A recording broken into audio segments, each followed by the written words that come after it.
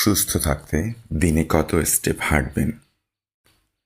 সুস্থ থাকতে সুষম খাবার খাওয়ার পাশাপাশি নিয়মিত হাঁটাহাঁটির পরামর্শ দেন বিশেষজ্ঞরা। তবে জানেন কি, সুস্থতার জন্য দিনে কত মিনিট বা কত কিলোমিটার হাঁটা আদর্শ? দৈনিক হাঁটার আদর্শ সময়কাল বিভিন্ন বিষয়ের উপর ভিত্তি করে কম বেশি হতে পারে। যেমন আপনি নির্দিষ্ট লক্ষ্য অর্জনের জন্য হাঁটলে একরকম সময়কাল, আবার জীবনধারার অন্যান্য কারণের উপর নির্ভর করে অন্যরকম সময়কাল আপনার জন্য আদর্শ হতে পারে। তবে সাধারণভাবে সুস্থ থাকার জন্য সপ্তাহের বেশিরভাগ দিন কমপক্ষে 30 মিনিট জোরে হাঁটার দিকে লক্ষ্য রাখতে বলেন বিশেষজ্ঞরা।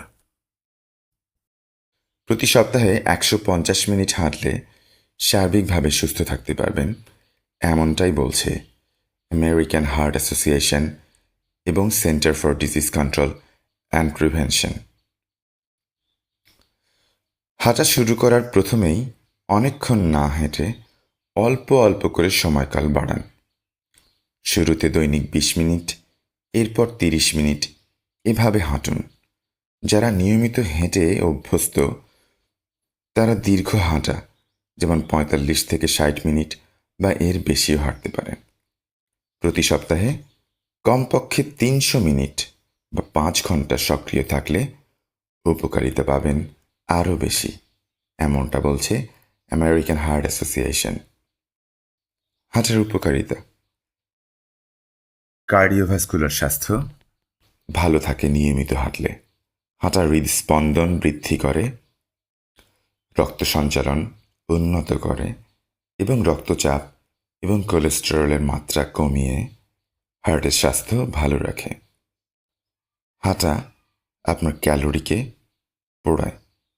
সুষম খাবার খাওয়ার পাশাপাশি নির্দিষ্ট সময় হাঁটলে বাড়তি মেদ ঝরানো যায়।